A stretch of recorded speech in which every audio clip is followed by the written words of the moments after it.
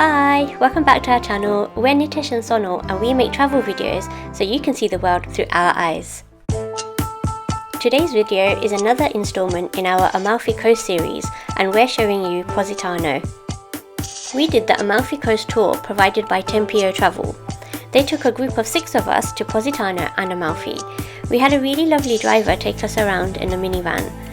The Amalfi coastline has some wonderful views of the Tyrrhenian Sea all along it, and there are many opportunities to stop on the route and take in the spectacular sights. The roads are really bendy and narrow, so we also got to see how skilled these Italian drivers are. The journey from Sorrento to Positano took around an hour and a half. You can see more of these roads in our travel day video, which I'll link on the screen now and in the description below.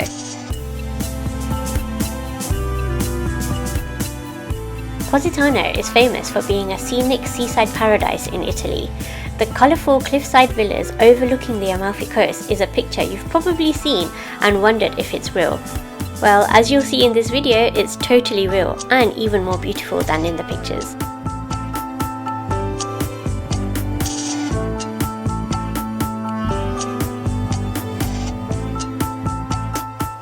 This tour allows 2 hours free time in both Positano and in Amalfi.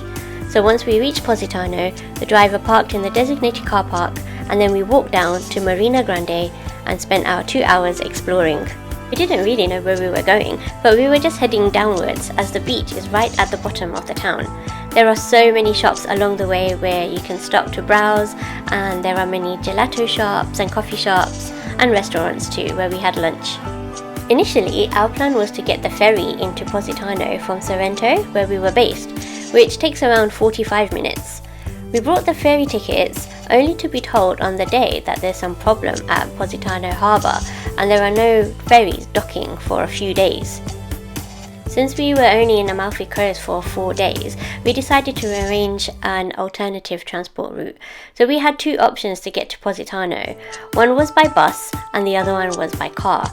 We were told that even with a ticket, the wait time to get onto a bus can be more than 2 hours due to the popularity of Positano and the bus transport route.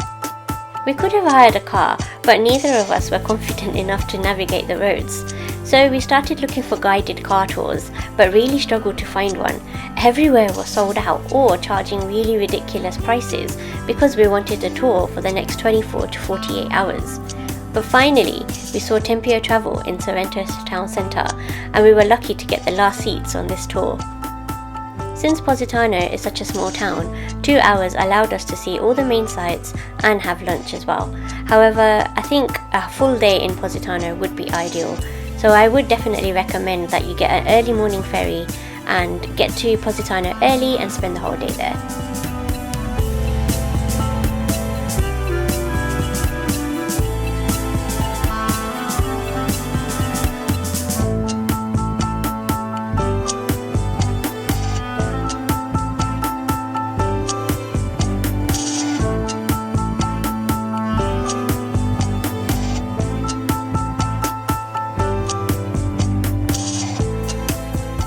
The weather in Positano and Amalfi Coast overall is quite mild.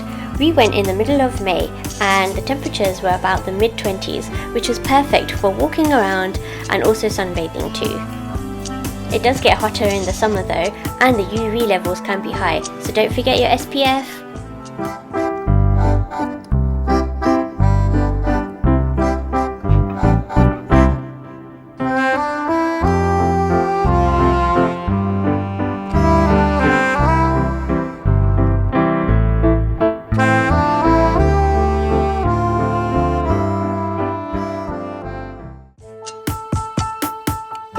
The history of Positano dates back to the Old Stone Age. In the 15th and 17th century, it became a wealthy port thanks to the trading with the Middle East for spices, fish and other resources. Then, since the road connecting Positano to Sorrento and the rest of Italy was built, it attracted an elite group of tourists. Even today, Positano is a magnet for many celebrities and is known to be an expensive area. Our light lunch of salad and pizza cost around €30, which is about average for the Amalfi Coast. When deciding where to stay on this trip, the accommodation prices were a lot more in Positano than Sorrento, although there are a few cheaper options available. However, since the Amalfi Road and ferry service are so regular and easy to access, it's not necessary to stay in Positano, which makes it accessible for everyone.